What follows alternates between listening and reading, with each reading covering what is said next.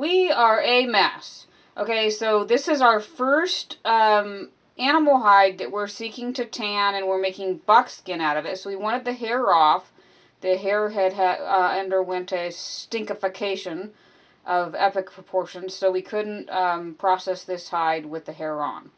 So we put it in a 1 pound per 10-gallon water bath to dehair it. That can do up to a 20-pound hide, apparently. So you want to make sure, apparently, also to make sure you use the proper lime, or you can have a problem. So we didn't have a real big problem getting the hair. There goes my book. Getting the hair off. It took a couple days, and then it started pulling free. We have a few little things left on there, and we just used the same method we used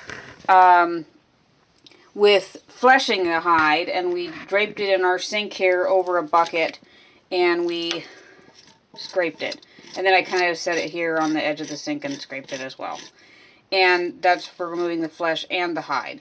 The hide you want to, apparently, go with the nap of the fur. So we went with the nap of the fur and removed all that. Whereas you go tail toward the head when you're removing the flesh, which is very interesting. So anyway, okay, so we got that all done. So then we were trying to put it in a neutralizing bath, and I was all confused about what was I doing with said hide to tan it. So we did the neutralizing bath wrong. We're not surprised. So to neutralize it, because your pH is such as you're trying to get the hair to slip. So, okay, so then we put it on neutralizing bath, but we didn't actually measure anything. We just kind of chucked it in there. And we just kind of threw some salt and baking soda in there, which is what I remembered you're supposed to do. So that's what we did. So then we rinsed it, trying to make sure that all the neutralizing stuff was off and whatever. So then we checked the pH with a handy-dandy pH checker that somebody kindly gave to me. And, yeah, we're way alkaline. We're supposed to, apparently, according to my research, we're supposed to be like in the 3.5 to 4 down in the pretty yellow. No, we're way up there on the scale. Okay, somewhere in the not 3 to 4, 3.5 to 4. So we're not there.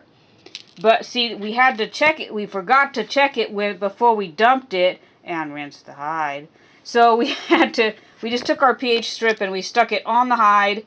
And we also checked the water that we didn't dump out yet, because I'm inefficient and hadn't rinsed the bucket as of yet. And that's what we tested at. So now we have to measure, or actually measure for the first time, our neutralizing formula. Okay, so the actual, if you're measuring, folks, it's supposed to be 1/4 pound per gallon of salt, plain salt, 1/4 pound, and baking soda, 2 ounces per gallon. This is a small hide, so we're only going to need about that. So then we actually, by some chance, had exactly the baking soda we needed.